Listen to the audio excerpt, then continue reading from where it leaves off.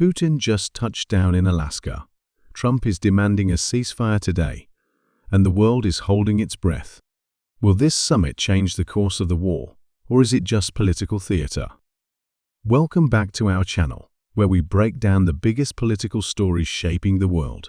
Today's spotlight is on Alaska, where Trump and Putin are face to face in a summit that could decide whether war ends or escalates even further. Vladimir Putin has landed in Alaska for what is being described as one of the most high-stakes summits of the year. Donald Trump, back in the global spotlight, wasted no time making his demands crystal clear. He wants a ceasefire in Ukraine, and he wants it today. His words were sharp and direct, almost like an ultimatum. "I won't be happy if it's not today." That single line has already set the tone for this summit and raised expectations worldwide. But the reality of these negotiations is far more complicated than just one bold statement. The images of Putin's arrival were dramatic: red carpets rolled out, fighter jets soaring overhead, and armored convoys speeding through Alaska's military base. The pageantry signaled that both leaders wanted to show strength before even stepping into the negotiation room. Yet symbolism is one thing, substance is another. After more than 2.5 hours of closed-door talks, the world waited for a breakthrough. But what we got was ambiguity. Trump came out saying great progress was made, but quickly added his trademark caveat: "There's no deal until there's a deal." That line alone summed up the day, hope mixed with uncertainty. Putin, on the other hand, played the statesman role. He described the meeting as a new chapter in cooperation, portraying himself as a reasonable partner open to dialogue. But beneath the diplomatic language, he did not concede anything major. Russia's position remains firm. Ukraine must remain neutral. Western weapons must stop flowing, and Kyiv must accept territorial realities on the ground.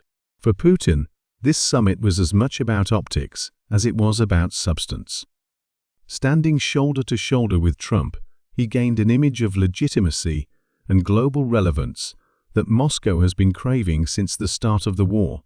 Critics, both in Washington and in Europe, are already warning that this summit may have handed Putin a public relations victory without securing any real concessions.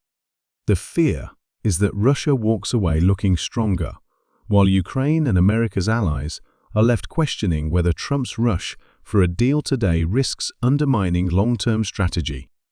Some foreign policy experts are saying this was less about peace and more about politics, both leaders using the stage to show their domestic audiences that they are in control. Trump, for his part, insists that the talks were just the beginning. He promised follow-up calls with Ukrainian President Volodymyr Zelenskyy and key European allies, yet his timeline remains unrealistic. Ceasefires are not signed overnight, especially not in wars as entrenched and brutal as this one. Still, Trump thrives on spectacle. By demanding results today, he has framed himself as the impatient deal-maker, someone unwilling to wait for endless negotiations. That plays well with his political base, but whether it delivers actual peace is another question. So what did today really achieve?